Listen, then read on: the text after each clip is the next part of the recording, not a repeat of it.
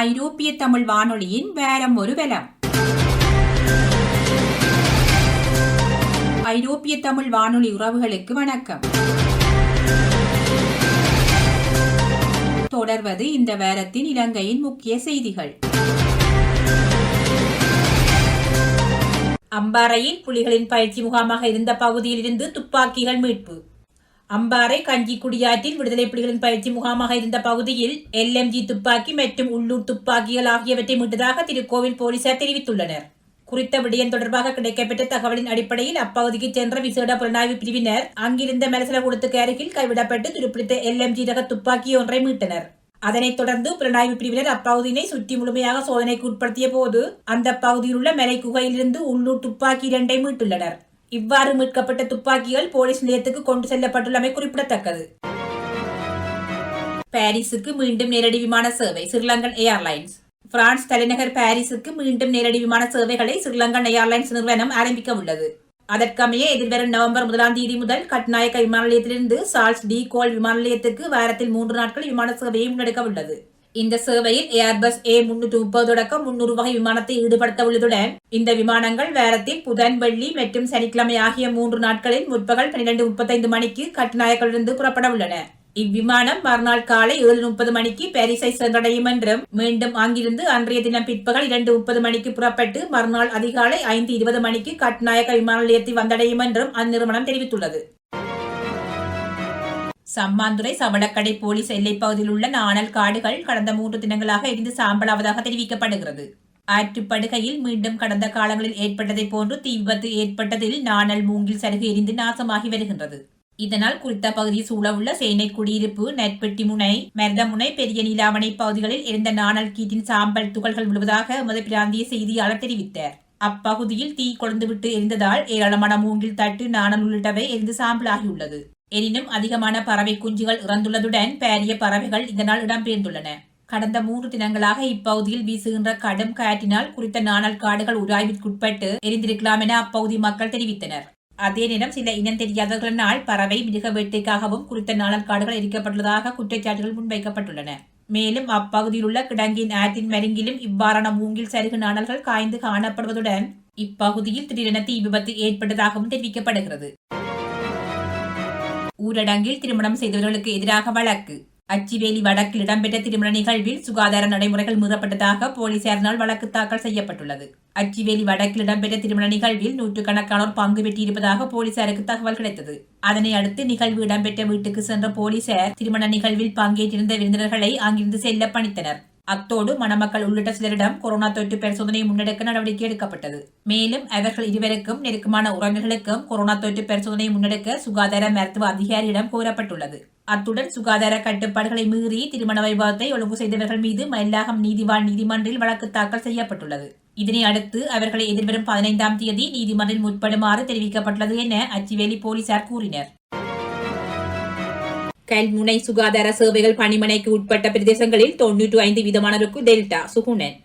கல்முனை பிராந்திய சுகாதார சேவைகள் பணிமனைக்கு உட்பட்ட பிரதேசங்களிலிருந்து பெறப்பட்ட PCR மாதிரிகளில் 95% டெல்டா தொற்றுள்ளமை உறுதி செய்யப்பட்டுள்ளன. எனவே மக்கள் சுகாதார நடைமுறைகளை இறுக்கமாக பின்பற்ற வேண்டும் என கல்முனை பிராந்திய சுகாதார சேவைகள் பணிப்பாளர் வைத்தியர் குணசிங்கம் சுகுணன் தெரிவித்தார். இந்த விடயம் குறித்து மேலும் தெரிவித்துள்ள அவர், கடந்த 4ஆம் தேதி அன்று கல்முனை சுகாதார சேவைகள் பிராந்தியத்திலிருந்து பெறப்பட்ட PCR மாதிரிகள் ஸ்ரீ ஜெயவர்த்தனபுர பல்கலைக்கழகத்துக்கு ரசாயன பகுப்பாய்வு பிரிவுக்கு அனுப்பப்பட்டன. அங்கு பரிசோதனை செய்யப்பட்ட 18 மாதிரிகளில் 17 கோவிட் டெல்டா வைரஸ் தொற்றும் 1 கோவிட் அல்பா வைரஸ் தொற்றும் உறுதி செய்யப்பட்டுள்ளன. இந்த வைரஸ் வேகமாக பரவக்கூடியதும் மிகவும் அச்சுறுத்தலானதும் ஆகும். எனவே மக்கள் நிலைமையினை கருத்தில் கொண்டு மிகவும் அவதானத்துடன் செயற்பட வேண்டும். சுகாதார நடைமுறைகளை இறுக்கமாக பின்பற்ற வேண்டும். தடுப்பூசிகளை தவறாது பெற்றுக் கொள்ளுங்கள் என அவர் மேலும் தெரிவித்தார். இலங்கையின் மோசமான மனித உரிமைகள் நிலைமையை கடுமையாக ஆய்வு செய்ய வேண்டும். ஐக்கிய நாடுகளின் மனித உரிமைகள் பேரவை இலங்கையின் மோசமான மனித உரிமைகள் நிலைமையை கடுமையாக ஆய்வு செய்து உண்மையான முன்னேற்றங்களுக்கு அழுத்தம் கொடுக்க வேண்டும் என மனித உரிமைகள் கண்காணிப்பகம் கேட்டுக் கொண்டுள்ளது. எதிர்வரும் கூட்டத்தொடரில் அரசாங்கத்தின் தொடர்ச்சியான துஷ்பிரயோகங்கள், மக்கள் மற்றும் சட்டத்தின் ஆட்சி பலவீனமடைவது குறித்து தங்கள் எச்சரிக்கையை வெளிப்படுத்த வேண்டும் என்றும் தெரிவித்துள்ளது. இதன் மூலம் இலங்கை அரசாங்கத்தின் சர்வதேச மனித உரிமை கடமைகளை நிறைவேற்றுவதற்கான அழுத்தத்தை கொடுக்க தங்கள் விருப்பத்தை மற்ற நாடுகள் வெளிப்படுத்த வேண்டும் என்றும் மனித உரிமைகள் கண்காணிப்பகம் குறிப்பிட்டுள்ளது. மேலும் தொடர்ச்சியான சர்வதேச கவனமும் அழுத்தமும் சிறுபான்மை சமூகங்கள், ஆர்வலர்கள் மற்றும் ஊடகவியலாளர் எதிர்கொள்ளும் அபாயங்களை குறைக்க உதவும் என்றும் சர்வதேச மனித உரிமை கண்காணிப்பகத்தின் தெற்காசிய பணிப்பாளர் மீனாட்சி கங்குலி கூறியுள்ளார்.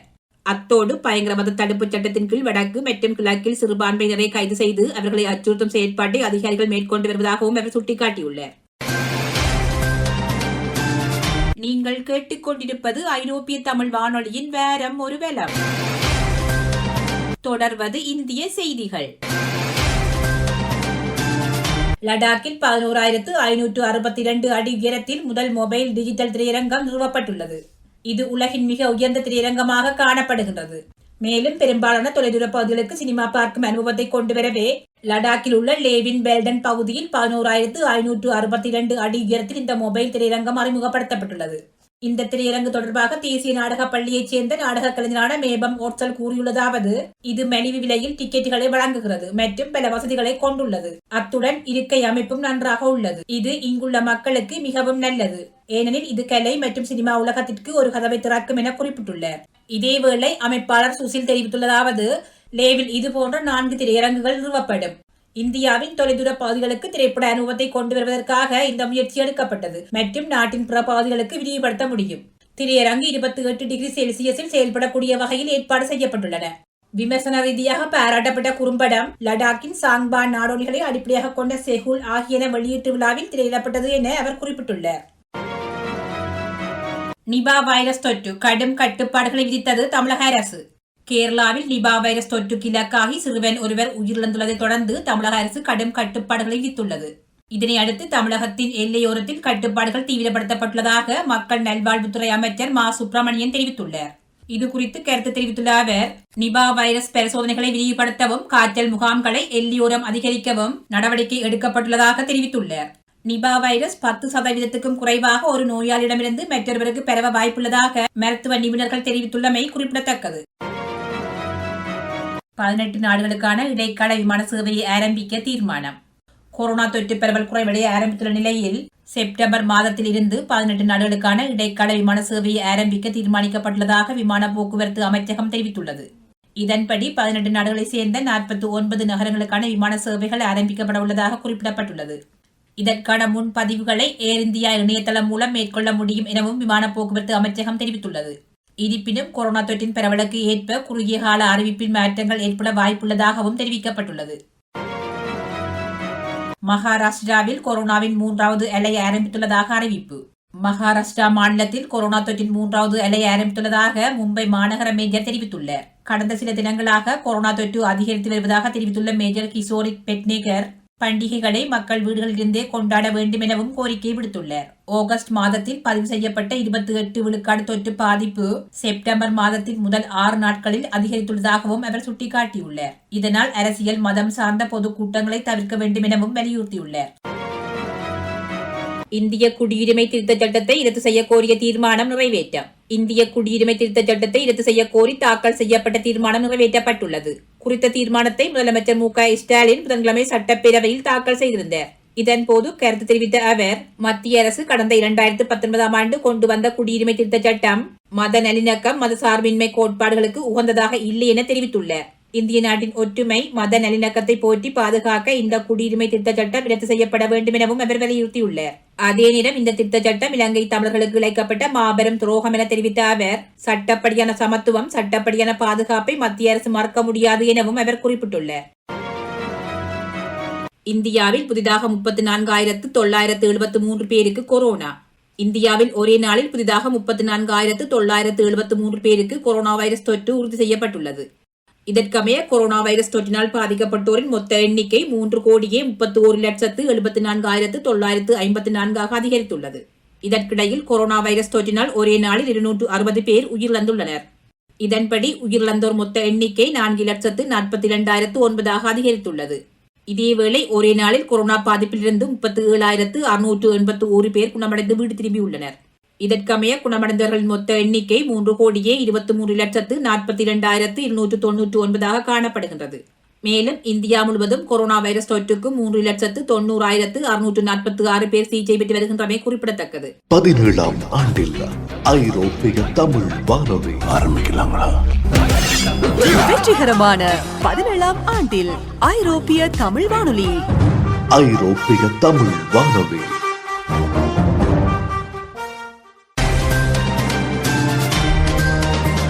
வேறும் ஒரு பலத்தின் உலக செய்திகள். அமெரிக்காவில் நடந்த ஹெலிகாப்டர் விபத்தில் மாயமான 5 மாலுமிகள் உயிரிழந்ததாக அறிவிப்பு. அமெரிக்காவில் நடந்த ஹெலிகாப்டர் விபத்தில் மாயமான கடற்படையைச் சேர்ந்த 5 மாலுமிகள் உயிரிழந்ததாக அறிவிக்கப்பட்டுள்ளது. அந்நாட்டு விமானம் தாங்கி கப்பலான USS ஆபிரகாம் லிங்கன் கப்பலுக்கு சொந்தமான ஹெலிகாப்டர் கடந்த செவ்வாய்க்கிழமை கலிபோர்னியாவின் தெற்கு பகுதியில் பசிபிக் கடல் பகுதியில் சென்று கொண்டிருந்த போது இயந்திர கோளாறு காரணமாக விபத்தில் சிக்கியது. இந்த விபத்தில் ஒருவர் உயிருடன் மீட்கப்பட்ட நிலையில் 5 மாலுமிகள் மாயமாகினர். இந்நிலையில் காணாமல் போன 5 மாலுமிகளும் உயிரிழந்துள்ளதாக அதிகாரப்பூர்வமாக அறிவிக்கப்பட்டுள்ளது. பஞ்சேரில் போராளிகளுடன் இடம்பெற்ற மோதலில் 600 தலிபான்கள் கொல்லப்பட்டதாக தெரிவிப்பு. ஆப்கானிஸ்தானின் வடகிழக்கு மாகாணமான பஞ்சேரில் நடைபெற்ற மோதலில் 600 தலிபான்கள் கொல்லப்பட்டதாக போராளி குழு தெரிவித்ததாக தெரிவிக்கப்படுகிறது. இது குறித்து போராளி குழுவின் செய்தி தொடர்பாளர் கூறுகையில், பஞ்சேரில் பல்வேறு மாவட்டங்களில் காலையிலிருந்து நடைபெற்று வரும் மோதலில் 600 தலிபான்கள் கொல்லப்பட்டுள்ளனர். 1000க்கும் மேற்பட்ட தலிபான்கள் சரணடைந்துள்ளனர்.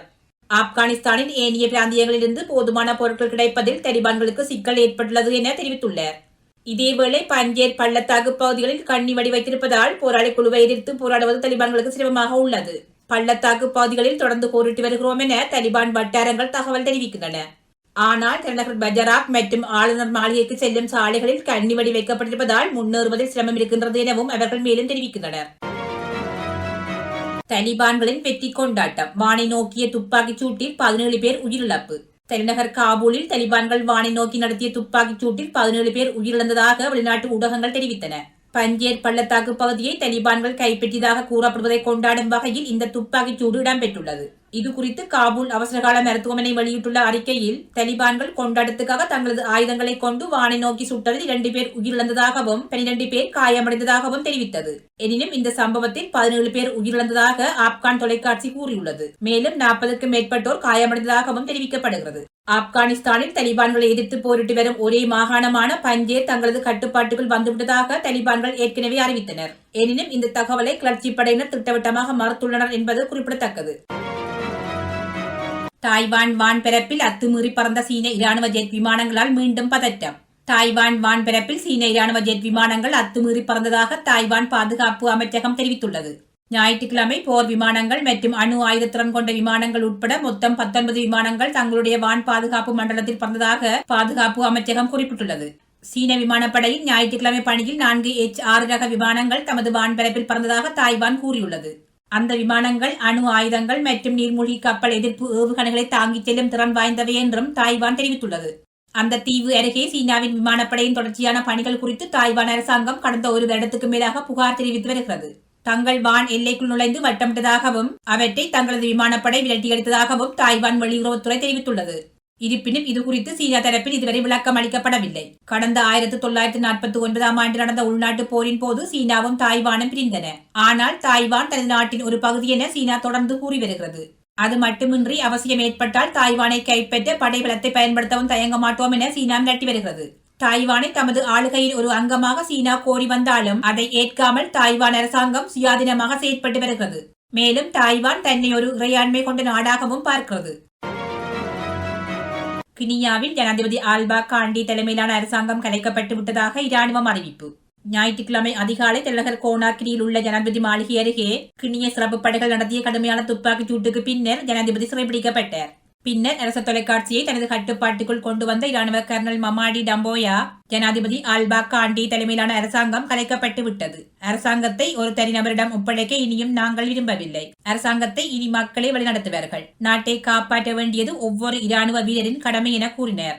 அத்துடன் கினியாவின் நில மற்றும் விமான எல்லைகள் மூடப்பட்டு அதன் அரசியலமைப்பு செல்லாததாக அறிவிக்கப்பட்டது. இருப்பினும் ஜனாதிபதியின் நிலை என்ன என்பது பற்றி அவர் எவ்வித கருத்தும் தெரிவிக்கவில்லை.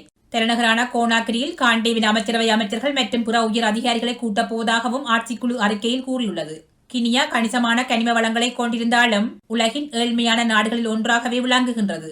அத்துடன் நீண்டகாலமாக அரசியல் ஸ்திரமின்மையால் பாதிக்கப்பட்டுள்ளது. எதியோப்பியாவில் தென்னாடு கோரிய டிக்ரே விடுதலை போராளிகள் மீது தாக்குதல் 5600 பேர் உயிரிழப்பு.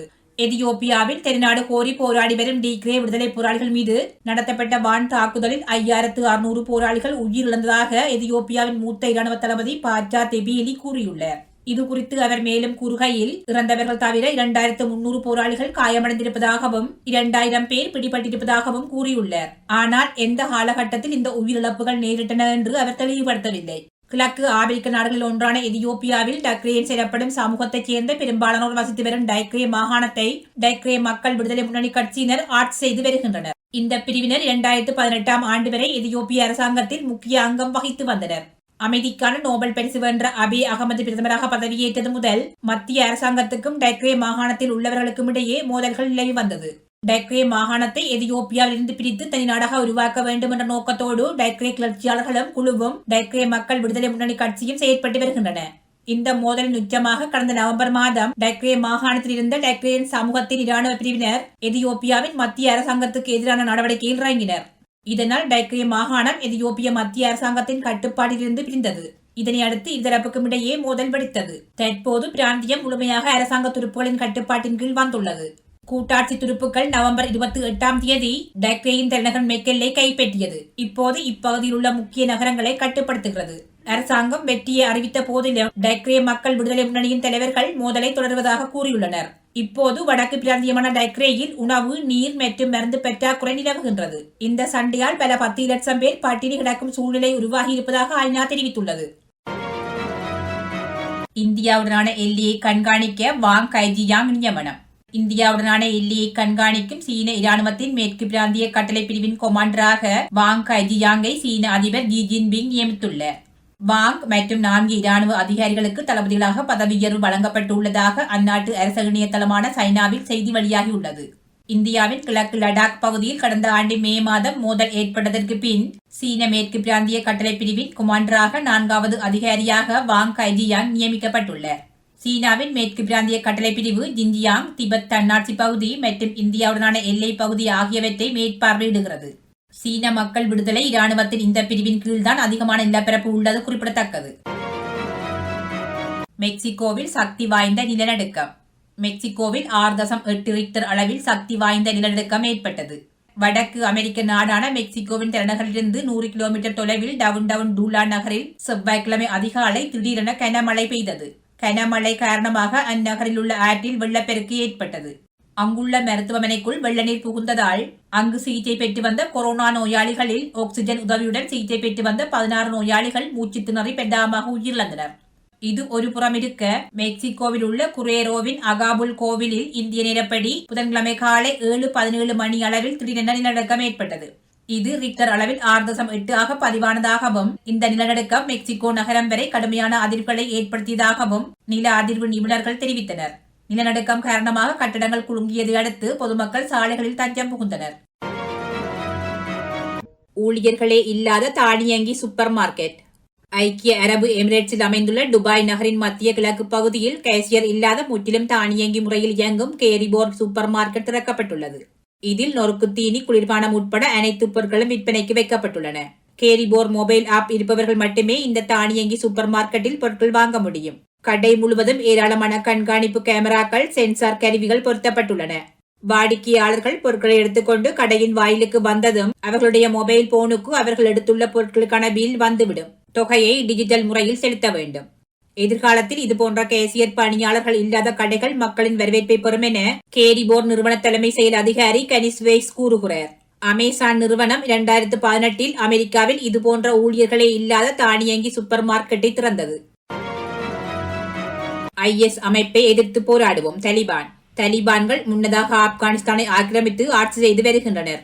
இதனை அடுத்து மாநில கவர்னர்களை தலிபான் தலைமை நியமித்து வருகிறது. ஆப்கானிஸ்தானின் கந்தகார் மாகாணத்தில் முல்லா கெடா முகமது கவர்னராக பதவியேற்றுள்ளார். இந்த மாகாணத்தில் IS பயங்கரவாத அமைப்பு தீவிரமாக செயல்பட்டு வருகிறது. முகமது IS பயங்கரவாத அமைப்பை தீவிரமாக எதிர்த்து வருகிறார். உலகத்தையே அச்சுறுத்தி வரும் பயங்கரவாத அமைப்பான IS சமீபத்தில் ஆப்கானிஸ்தானில் உள்ள மசூதிகள், பொது இடங்கள், மருத்துவமனைகள் ஆகியவற்றில் வெடிகுண்டு தாக்குதல் நடத்தியது குறிப்பிடத்தக்கது. கடந்த ஆகஸ்ட் 26ஆம் தேதி காபூல் விமான நிலையம் அருகே நடந்த மனித வெடிகுண்டு தாக்குதலில் 100 ஆப்கான் மக்கள் கொல்லப்பட்டனர். மேலும் 13 அமெரிக்க இராணுவ வீரர்கள் பலியாகியது ஜோ பைடன் அரசை கொந்தளிக்க செய்தது. இது குறித்து கருத்து தெரிவித்த முகமது, சிரியா மற்றும் ஈராக் ஆகிய நாடுகளில் IS மேற்கொண்ட தாக்குதலை ஒப்பிடுகையில் ஆப்கானிஸ்தானில் IS பெரும் அச்சுறுத்தலாக இல்லை என்று தெரிவித்துள்ளார். மேலும் தலிபான்கள் ஆட்சியை பிடித்துள்ளதால் IS அமைப்பால் ஆப்கானிஸ்தானுக்கு பெரும் பாதிப்பு எதுவும் ஏற்படாது என்று அவர் உறுதிபட தெரிவித்துள்ளார். தலிபான் அரசு பதவி ஏற்புக்காக சீனாவுக்கு அழைப்பு. ஆப்கானிஸ்தானில் தலிபான் அரசு பொறுப்பேற்கும் நிகழ்ச்சியில் பங்கேற்க பாகிஸ்தான், சீனா, ரஷ்யா உள்ளிட்ட நாடுகளுக்கு அழைப்பு விடுக்கப்பட்டுள்ளது. தெற்காசிய நாடான ஆப்கானிஸ்தானில் தலிபான் பயங்கரவாத அமைப்பினர் ஆட்சி அதிகாரத்தை கைப்பற்றினர். இதையடுத்து அங்கு 20 ஆண்டுகளாக நடந்து வந்த உள்நாட்டு போர் முடிவுக்கு வந்தது. சர்வதேச சமூகம் ஏற்றுக்கொள்ளும் வகையிலான அரசு அமைக்கப்படும் என தலிபான்கள் உறுதியளித்துள்ளனர். தலிபான்கள் தலைமையிலான புதிய அரசு விரைவில் பதவியேற்க உள்ளது. இந்த நிகழ்ச்சியில் பங்கேற்க பாகிஸ்தான், துருக்கி, கட்டார், ரஷ்யா, சீனா, ஈரான் ஆகிய நாடுகளுக்கு தலிபான்கள் அழைப்பு விடுத்துள்ளனர். இந்த தகவல் தலிபான்களின் அதிகாரப்பூர்வ சமூக வலைதளத்தில் தெரிவிக்கப்பட்டுள்ளது. தலிபான்களின் செய்தி தொடர்பாளர் சபீகுல்லா முஜாஹித் கூறுகையில், நம் நாட்டின் மீது படையெடுத்து வந்தவர்கள் நம் நாட்டை மறுகட்டமைப்பு செய்ய மாட்டார்கள். மக்கள்தான் ஒன்றிணைந்து அதை செய்து முடிக்க வேண்டும் என்றார். வடக்கு அயர்லாந்தில் மீள்குடியேறிய சிறிய அகதிகள் வறுமை. வடக்கு அயர்லாந்தில் மீள்குடியேறிய சில சிறிய அகதிகள் வறுமை மற்றும் அதிர்ச்சியின் அமைப்புக்குள் சிக்கியுள்ளனர் என்று ஒரு பொதுக்குழு தெரிவித்துள்ளது. லண்டன் அருகில் உள்ள பெண்கள் மையத்தைச் சேர்ந்த பிரீச் மேக்பெர்சன் அங்குள்ள குடும்பங்கள் பல்வேறு சிரமங்களை எதிர்கொண்டதாக கூறினர். மேலும் குழுவுக்கு மொழி தடைகள் தொடர்ந்த பிரச்சனையாக உள்ளது. இவர்கள் நீண்டகால சுகாதார தேவைகளை கொண்டவர்கள் மற்றும் பயங்கரமான அதிர்ச்சியை அனுபவித்தவர்கள் என கூறினர். வடக்கு அயர்லாந்தில் புலம்பெயர்ந்த மற்றும் இனக்குழுக்களின் அனுபவங்களை வடக்கு அயர்லாந்து விவகார குழு ஆராய்ந்து வருகின்றது. வடக்கு அயர்லாந்தில் 2016 ஆண்டிலிருந்து கிட்டத்தட்ட 2000 சிறிய அகதிகள் பிரித்தானிய அரசாங்க திட்டத்தின் மூலம் மீள்குடியேற்றப்பட்டுள்ளனர். பிரான்சிலிருந்து பிரித்தானியா நோக்கி பயணிக்க முயன்ற 56 அகதிகள் மீட்பு. பிரான்சிலிருந்து ஆங்கில கால்வாய் ஊடாக பிரித்தானியா நோக்கி பயணிக்க முயன்ற 56 அகதிகள் பத்திரமாக மீட்கப்பட்டுள்ளனர். கலைஸ், டன்கெரக், பவுலோன், சுர்மெர் நகர கடற்பிராந்தியங்களில் ஒரே நாளில் 4 மீட்பு பணிகளின் போது அவர்கள் மீட்கப்பட்டனர். மீட்கப்பட்டவர்களில் 6 சிறுவர்களும் 4 பெண்களும் அடங்குவர். சிறிய ஆபத்தான மீன்பிடி படகுகள் மூலம் குறித்த அகதிகள் பிரித்தானியா நோக்கி சென்ற போது கடற்பிராந்திய காவல்துறையினரால் இவர்கள் மீட்கப்பட்டனர். அண்மைய நாட்களில் பிரித்தானியா நோக்கி சட்டவிரோத பயணம் மேற்கொள்பவர்களின் எண்ணிக்கை கணிசமாக உயர்வடைந்துள்ளது. கடந்த ஆகஸ்ட் 21ஆம் தேதி ஒரே நாளில் 828 பேர் கடல் மார்க்கமாக பிரித்தானியா நோக்கி படியெடுத்திருந்தமை குறிப்பிடத்தக்கது. ஏமன் உள்நாட்டு போர். வான்வெளி தாக்குதலில் மட்டும் இதுவரை பொதுமக்கள் 18,000 பேர் உயிரிழப்பு.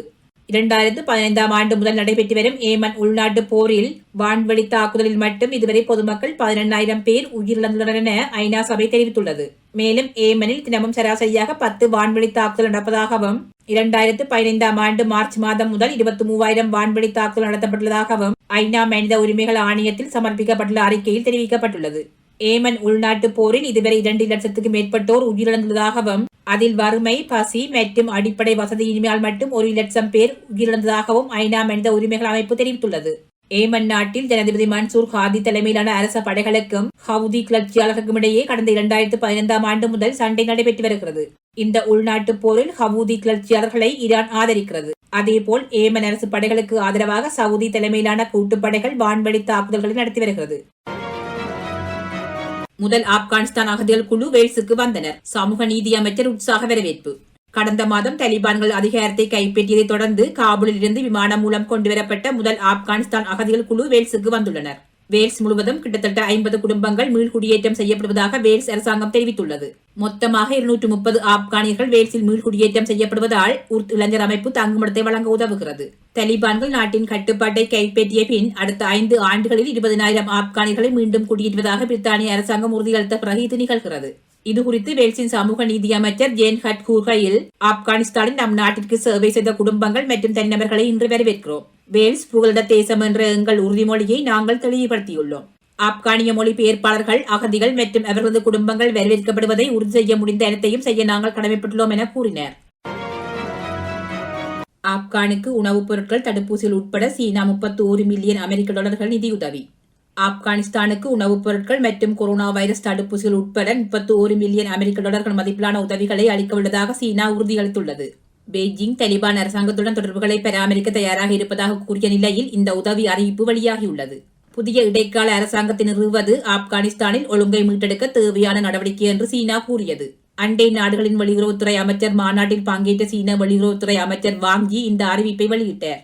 பாகிஸ்தான் ஏற்பாடு செய்திருந்த இந்த மாநாட்டில் ஈரான், தஜிகிஸ்தான், துருக்மெனிஸ்தான், உஸ்பெகிஸ்தான் ஆகிய நாடுகள் பங்கேற்றன. இந்த மாநாட்டில் புதிய தலிபான் அரசாங்கத்துக்கு தனது ஆதரவை தெரிவித்த வாங்ஜி, ஆப்கானிஸ்தானில் நிலை வந்த அரசியல் குழப்பத்துக்கு தலிபான்கள் முற்றுப்புள்ளி வைத்துள்ளதாக பாராட்டு தெரிவித்தார். பிரிக்ஸ் உறுப்பு நாடுகளுடன் அனைத்து துறையிலும் தொடர்ந்து பணியாற்ற தயார் ரஷ்யா. பிரிக்ஸ் உறுப்பு நாடுகளுடன் அனைத்து துறையிலும் தொடர்ந்து நெருக்கமாக ஒத்துழைப்பு வழங்க தயாராக உள்ளதாக ரஷ்ய ஜனாதிபதி விளாடிமிர் புடின் தெரிவித்துள்ளார். காணொலி காட்சி மூலம் வியாழக்கிழமை நடைபெற்ற 13வது பிரிக்ஸ் உச்சி மாநாட்டில் அவர் இதனை தெரிவித்தார். இதன்போது அவர் மேலும் கூறுகையில், நாம் இன்று செய்யும் வேலைகள் கணிசமானதாகவும் பலனளிக்கும் வகையில் இருக்கும் என்று நான் எதிர்பார்க்கிறேன். பிரிக்ஸ் உறுப்பு நாடுகளுடன் அனைத்து துறையிலும் தொடர்ந்து நெருக்கமான ஒத்துழைப்பு வழங்க ரஷ்யா தயாராக உள்ளது என்பதை நான் மீண்டும் தெளிவுபடுத்த விரும்புகிறேன் என கூறினார். பிரேசில், ரஷ்யா, இந்தியா, சீனா, தென்னாப்பிரிக்கா ஆகிய 5 நாடுகள் இணைந்து பிரிக்ஸ் கூட்டமைப்பை உருவாக்கியுள்ளது. இந்த ஆண்டுக்கான உச்சி மாநாடு தொடர்ச்சி, ஒருங்கிணைப்பு மற்றும் ஒருமித்த கருத்துக்கான பிரிக்ஸ் உள்-ஒத்துழைப்பு என்ற கருப்பொருளை மையமாக கொண்டு நடைபெற்றது. 17ஆம் ஆண்டில் ஐரோப்பிய தமிழ் வானொலி ஆரம்பிக்கலாங்களா? வெற்றிகரமான 17ஆம் ஆண்டில் ஐரோப்பிய தமிழ் வானொலி. ஐரோப்பிய தமிழ் வானொலி.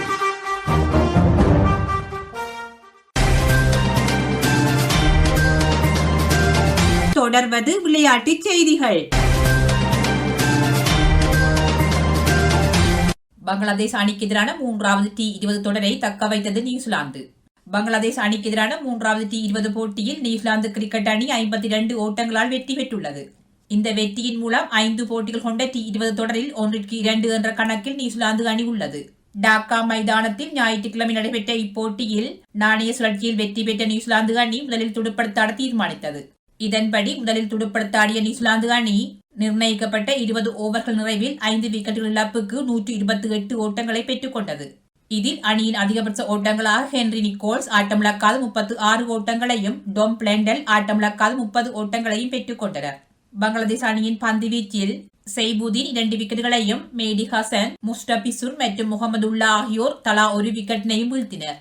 இதனைத் தொடர்ந்து 129 என்ற வெற்றி இலக்கை நோக்கி பதிலுக்கு களமிறங்கிய பங்களாதேஷ் அணி 19.4 ஓவர்கள் நிறைவில் அனைத்து விக்கெட்டுகளையும் இழந்து 76 ஓட்டங்களுக்கு சுருண்டது. இதனால் நியூசிலாந்து அணி 52 ஓட்டங்களால் வெற்றி பெற்றது. இதன்போது அணியின் அதிகபட்ச ஓட்டங்களாக முஸ்பிஹூர் ரஹீம் ஆட்டமிழக்காத 20 ஓட்டங்களையும், லிடன் தாஸ் 15 ஓட்டங்களையும் பெற்றுக் கொண்டனர். நியூசிலாந்து அணியின் பந்து வீச்சில் அஜாஸ் பட்டேல் 4 விக்கெட்டுகளையும், கோல் மொக்கன்சி 3 விக்கெட்டுகளையும், ரச்சின் ரவீந்திரா, ஸ்காட் குக்லெஜன் மற்றும் கொலின் டி கிராண்ட்கோம் ஆகியோர் தலா 1 விக்கெட்டினையும் வீழ்த்தினர். இப்போட்டியின் ஆட்ட நாயகனாக 4 விக்கெட்டுகளை வீழ்த்திய அஜாஸ் பட்டேல் தெரிவு செய்யப்பட்டார். இலங்கையை வீழ்த்தி தென்னாப்பிரிக்கா அணி 67 ஓட்டங்களால் வெற்றி. இலங்கை மற்றும் தென்னாப்பிரிக்கா அணிகளுக்கு இடையிலான 2வது ஒருநாள் போட்டியில் தென்னாப்பிரிக்கா அணி டாக்வெட் லூயிஸ் முறையில் 67 ஓட்டங்களால் வெற்றி பெற்றது. இந்த வெற்றியின் மூலம் 3 போட்டிகள் கொண்ட தொடரை 1-1 என சமநிலைப்படுத்தியது. இலங்கைக்கு கிரிக்கெட் சுற்றுப்பயணம் மேற்கொண்டுள்ள தென்னாப்பிரிக்கா அணி 3 போட்டிகள் கொண்ட ஒருநாள் தொடரில் விளையாடி வருகின்றது. இந்நிலையில் இரு அணிகளுக்கும் இடையில் இடம்பெற்ற முதலாவது ஒருநாள் போட்டியில் இலங்கை அணி 14 ஓட்டங்களால் வெற்றி பெற்று தொடரில் 1-0 என முன்னிலை பெற்றிருந்தது. இதையடுத்து இரு அணிகளுக்கு இடையிலான 2வது ஒருநாள் போட்டி கொழும்பு ஆர் பிரேமதாச மைதானத்தில் நடைபெற்றது. இப்போட்டியில் நாணய சுழற்சியில் வெற்றி பெற்ற தென்னாப்பிரிக்கா அணி முதலில் துடுப்படுத்தாட தீர்மானித்தது. அதற்கமைய மழை குறுக்கிட்டதால் மட்டுப்படுத்தப்பட்ட 47 ஓவர்கள் நிறைவில் 6 விக்கெட் இழப்புக்கு தென்னாப்பிரிக்கா அணி 283 ஓட்டங்களை பெற்றுக் கொண்டது. தென்னாப்பிரிக்கா அணி சார்பில் மாலன் 9 பவுண்டரிகள், 1 சிக்ஸர் அடங்கலாக 121 ஓட்டங்களை அதிகப்படியாக பெற்றுக் கொடுத்தார். பந்து வீச்சில் இலங்கை அணி சார்பில் துஸ்மன் சாமிர மற்றும் சாமிக்க கருணாரத்ன ஆகியோர் தலா 2 விக்கெட்டுகளை கைப்பற்றினர். இதனைத் தொடர்ந்து 47 ஓவர்களில் 284 என்ற வெற்றி இலக்கை நோக்கி பதிலுக்கு களமிறங்கிய இலங்கை அணி 25 ஓவர்களுக்கு 114 ஓட்டங்களை பெற்றிருந்த வேளையில் மீண்டும் மழை குறுக்கிட்டது. இதன் பின்னர் டாக்வெட் லூயிஸ் முறையில் போட்டி 41 ஓவர்களுக்கு மட்டுப்படுத்தப்பட்டு இலங்கை அணியின் வெற்றி இலக்கு 265 ஓட்டங்களாக நிர்ணயிக்கப்பட்டது. இந்த நிலையில் மழை ஓய்ந்த பின்னர் மீண்டும் துடுப்பாட்டத்தை தொடர்ந்த இலங்கை அணி 36.4 ஓவர்கள் நிறைவில் சகல விக்கெட்டுகளை இழந்து 197 ஓட்டங்களை மாத்திரம் பெற்று 67 ஓட்டங்களால் தோல்வியடைந்தது. துடுப்பாட்டத்தில் இலங்கை அணி சார்பில் அதிகப்படியாக சரித் அசலங்க 5 பவுண்டரிகள், 3 சிக்ஸர்கள் அடங்கலாக 77 ஓட்டங்களை பெற்றுக் கொடுத்தார். பந்து வீச்சில் தென்னாப்பிரிக்கா அணியின் டப்ரைஸ் சாம்சி 5 விக்கெட்டுகளை கைப்பற்றினார் என்பது குறிப்பிடத்தக்கது. அமெரிக்க பகிரங்க டென்னிஸ் அரினா சபலெங்கா அரையிறுதிக்கு தகுதி. ஆண்டின் இறுதி கிராண்ட்ஸ்லாம் அந்தஸ்து பெற்ற அமெரிக்க பகிரங்க டென்னிஸ் தொடரின் பெண்களுக்கான ஒற்றையர் பிரிவு காலிறுதி போட்டி ஒன்று நிறைவு பெற்றுள்ளது. அதன்படி நடைபெற்ற போட்டியில் கிரேக்க வீராங்கனை பார்போரா கிரெஜெகோவி புலரஸ்ய வீராங்கனை அரினா சபலெங்காவை எதிர்கொண்டார். இப்போட்டியில் சிறப்பாக விளையாடிய அரினா சபலெங்கா 6-1, 6-4 என்ற நேர் செட் கணக்கில் வெற்றி பெற்று அரையிறுதிக்கு முன்னேறினார்.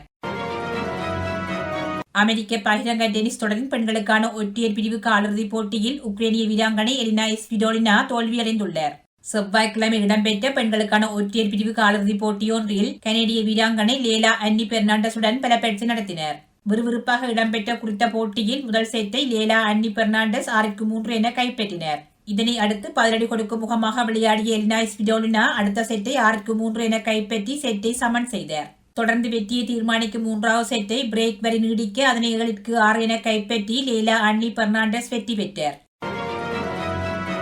நியூசிலாந்து அணிக்கு எதிரான T20 தொடரை முதல் முறையாக வென்றது பங்களாதேஷ் அணி. நியூசிலாந்து அணிக்கு எதிரான 4வது T20 போட்டியில் பங்களாதேஷ் அணி 6 விக்கெட்டுகளால் வெற்றி பெற்றுள்ளது. இந்த வெற்றியின் மூலம் 5 போட்டிகள் கொண்ட T20 தொடரை 3-1 என்ற கணக்கில் பங்களாதேஷ் அணி கைப்பற்றியுள்ளது. இதன் மூலம் நியூசிலாந்து அணிக்கு எதிராக பங்களாதேஷ் அணி முதல் முறையாக T20 தொடரொன்றை வென்றுள்ளது. டாக்கா மைதானத்தில் புதன்கிழமை நடைபெற்ற இப்போட்டியில் நாணய சுழற்சியில் வெற்றி பெற்ற நியூசிலாந்து அணி முதலில் துடுப்படுத்தாட தீர்மானித்தது.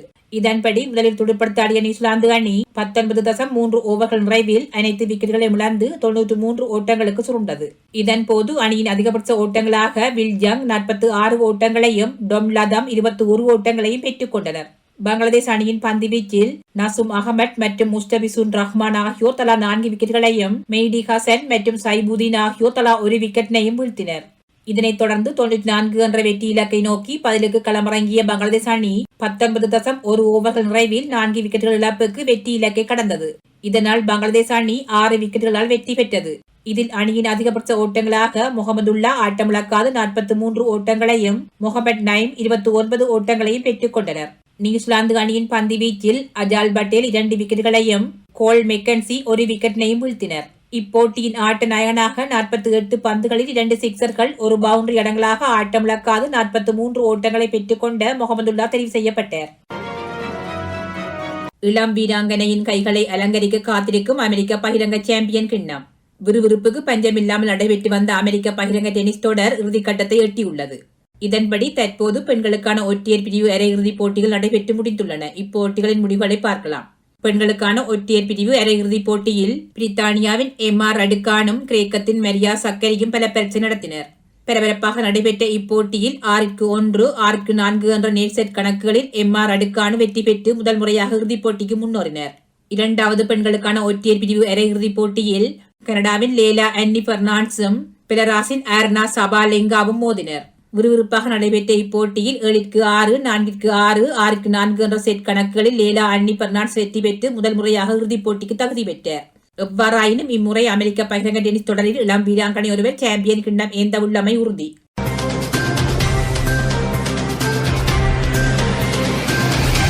இத்துடன் இவ்வாரத்திற்கான வாரம் ஒரு வலம் நிறைவுக்கு வருகின்றது. இத்துணை நிறமன் நிகழ்வோடு இணைந்து கேட்டுக் கொண்டிருந்த அத்துணை அன்புள்ள சொந்தங்களுக்கும் நன்றிகளையும் வாழ்த்துக்களையும் தெரிவித்துக் கொண்டு விடைபெற்றுக் கொள்ளலாம். மீண்டும் ஒரு வாரம் ஒரு வலத்தில் சந்திக்கும் வரை நன்றி, வணக்கம்.